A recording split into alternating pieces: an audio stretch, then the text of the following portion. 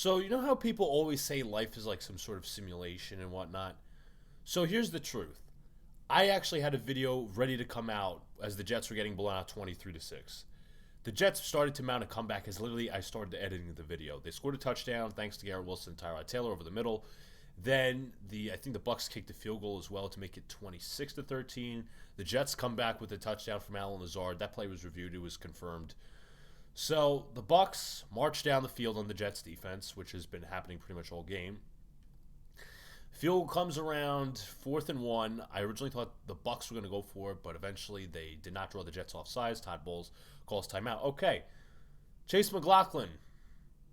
Actually, Kenny Albert, if you guys didn't hear the broadcast, Kenny Albert kind of jinxed him. He's like, he's been pretty good today, or whatever. He's been perfect today. Blocked kick by Will McDonald. He hops over the long snapper legally, takes it to the end zone for a touchdown. I'm like, okay, wow. I screamed, holy shit, when this happened. So you have that. Then it's the Bucks' turn, obviously, to come back and try to win the game. Well, the one play, I think it was like 1st and 10 or it was a second down. Baker Mayfield overshot, I think it was Tez Johnson off the left side. Incomplete. That would have been a touchdown had Baker Mayfield not overthrown him. But decides to take the Jets defense deep once again. This time caught by Emeka Egbuka, the rookie, and he beats Andre Cisco right at the line, the graphic line from the broadcast, which shows that the Tampa Bay Bucks are now in field goal territory. Then again, a few plays later, Sterling Shepard catches a 20-yard pass. And the Bucks, without a doubt, certainly in field goal range. The game's pretty much over. So they wind the clock down. Baker Mayfield kneels the last play. Timeout's called with 3 seconds by the Tampa Bay Buccaneers. Smart enough. Chase McLaughlin hits the field goal right down the middle. And at this point, I'm apathetic. I was apathetic before the drive because I was basically I wouldn't be surprised if the Jets blew the game based on the defense's play, and I would actually kind of be happy if the Jets actually came back to win the game. But this defense has been putrid all year. They don't make a stop. And as I said, I was pretty apathetic. But what made me laugh and what it makes me, it's like it's a combination of emotions. It made me laugh. It made me like angry. Okay, McLaughlin kicks the field goal. The Bucks win. Then I see Aaron Glenn do this. Your team just lost the fucking game 29-27 in regulation because your defense could not make a fucking stop.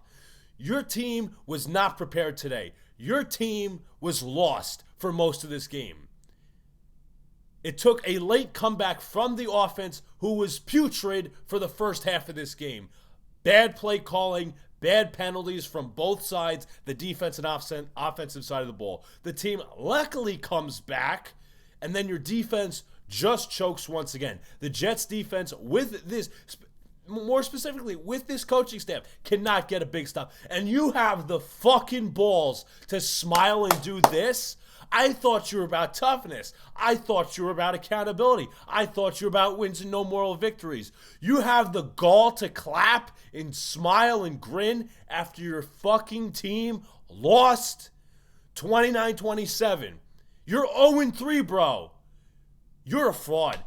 This tells me, like, everybody's going to be like, oh, it's 3 games, this, that, and the third, and all these different little caveats, these little positive moments, and the thing, whatever you want to say, the positive things, the silver linings, that's the term I'm looking for. They came back. They tried. And if I'm just so frustrated right now, just based off that reaction. And I know, as I said, people are going to come up with the silver linings. Hey, they came back. But for most of the game, the team looked like shit. They came back, they lost, and then you have the coach smiling. That's almost like Robert Saleh. Let me tell you right now, I said this last week. If this was Todd Bowles, Adam Gase, or Robert Saleh, the fans would want this guy fucking fired tomorrow. That's an absolute disgrace. To smile after a loss, especially when you got your hearts broken, you came back, and then your defense chokes. Aaron Glenn, you should be ashamed of yourself. Steve Wilkes calling multiple blitzes just for Baker to run a screenplay to Shepard to get 20 yards? You should be ashamed of yourself. if the Jets had, it just shows you. It just shows you the Jets have no shame in losing, and that's why most fans, the negative fans, say, "Hey, that's why shit's not going to change." The Jets have no shame in this. They're going to tout this as a moral victory. I don't want to hear Aaron Glenn after the game because him smiling after a loss is going to become a meme now. He should be ashamed of himself. He really should. I don't know what else to say. How do I have confidence in Aaron Glenn moving forward? How do I have confidence in anybody anybody on the staff moving forward? How do you say how? What silver lining do you come out with? Because you just lost. If it was a win, you're like, okay, the offense, adjusted in the second half. The defense settled down a little bit. No, I'm sorry. There's one thing between a competitive loss and a heartbreaking loss, but like the Jets were virtually uncompetitive in the first half. And then the second half, they came back and lost.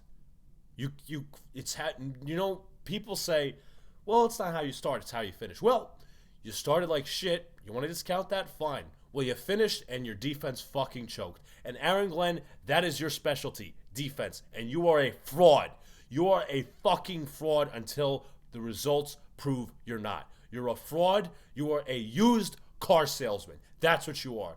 If you guys want to feel free, go at me in the comments, whether you agree or disagree with my anger. But it's I'm telling y'all, this is not contrived anger. I was really stunned watching Aaron Glenn smile. And he's supposed to be this aggressive coach, learn from Parcells, learn from Peyton. It's just another loser. It's just another loser. That's the unfortunate part. And it's the unfortunate part that we have to sit through it as Jet fans. But you know what? At the end of the day, it is what it is. The Jets are 0-3. And likely tomorrow or Tuesday, going to have a therapy session because I want you guys to vent off. I want to hear your guys' thoughts. Live chats, live reactions. But what can I say? This was the same old Jets loss. Talk to y'all later.